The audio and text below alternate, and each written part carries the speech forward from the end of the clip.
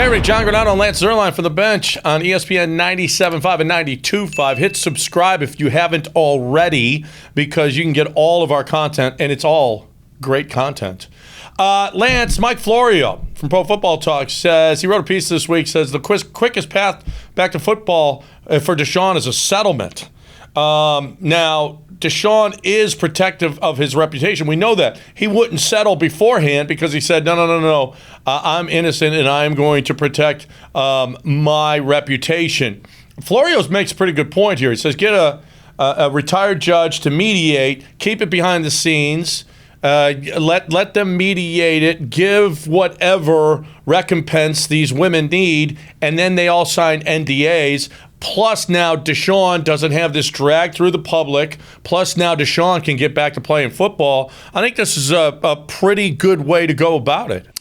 I think it's almost the only way. The question I would have would be, what happens if a new lawyer comes with a new set of clients? I mean, I guess you could just say it's a money grab. Maybe you could just, push that off. Okay, so let's say he does that, and that does sound like a pretty reasonable move.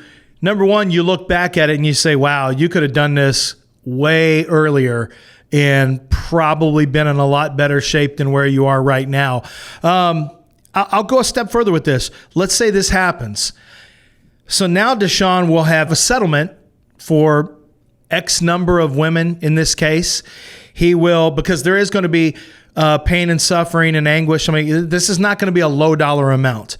Then you will pay your lone lawyer, Rusty Hardin. You mean to tell me Deshaun still is going to hold out and not play because he's got all this money? I mean, I think the dynamics change drastically in this case.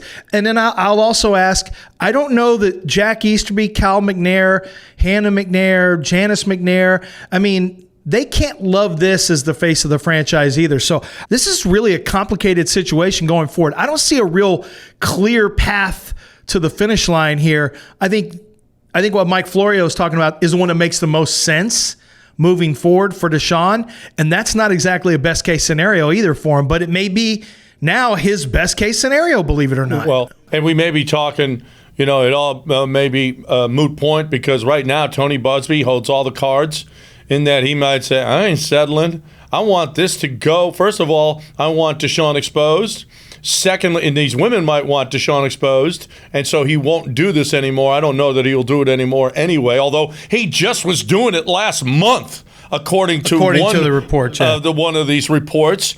But Tony Busby might say, I hold all the cards. Now, the other side of the coin is I got Rusty Hardin on that side. So even though I'm holding all the cards right now, I know Rusty Hardin has always got a good hand. Always got a good hand. So there's that question that it might be moot. Otherwise, yeah, I think you're dead on with whether or not that's the only way that Deshaun won't be a Texan now, is that the McNairs just can't have it. Jack Easterby can't have Hannah. None of them can have Deshaun as the face of the franchise. Otherwise, if they say, well, no, we can put up with that, Deshaun ain't going anywhere. And Deshaun is going to have to play. I don't think that there's any question about that. Now, we've seen, you and I talked a little bit about this. We've seen what bad press brought to Tiger Woods. We saw Jose Altuve. We've seen what divorces have done with Jeff Bagwell. What about Deshaun playing here going forward with this, especially if this is still hanging over his head this season? The one thing I'd say is baseball is a mental game. I think that golf is a very mental game. Football still feels pretty physical. Well, for a quarterback, it's still pretty heavy. You still, once the snap, I don't think you're in your headspace as much thinking about other stuff. You got lots of time in golf. You got lots of time in baseball. Football, you've got people trying to hurt you on a regular basis. I don't know that it would have the same impact on them. But yeah, I would think that if Deshaun came back to play for the Texans, it would not be all, unless they got off to a good start and things felt like normal to him and he thought he could win, then maybe. But I think he's always going to have resentment toward the McNairs, resentment towards Jack Easterby, and maybe even if he thinks there's some conspiracy theory here with the Texans involved in this whole thing, that would complicate it even further. Deshaun's own people have come out against the Texans. Just to assume that just wash your hands up of this and everything's fine and we'll go back to being the way it was. I don't know how you do it. I don't know that Deshaun. I think Deshaun has lost his right to be pissy with the Texans, quite frankly. And anything that the Texans haven't done anything, and he can't prove that they've been behind anything. So Deshaun has lost all rights as far as that goes. But here's another thing that I haven't heard brought up is what about the locker room? There's a lot of Easterby guys in that locker room. There's a lot of guys, character guys in that locker room. Is that opened up with open arms for Deshaun Watson when they know that their quarterback, the leader of the team, has predatory tendencies? None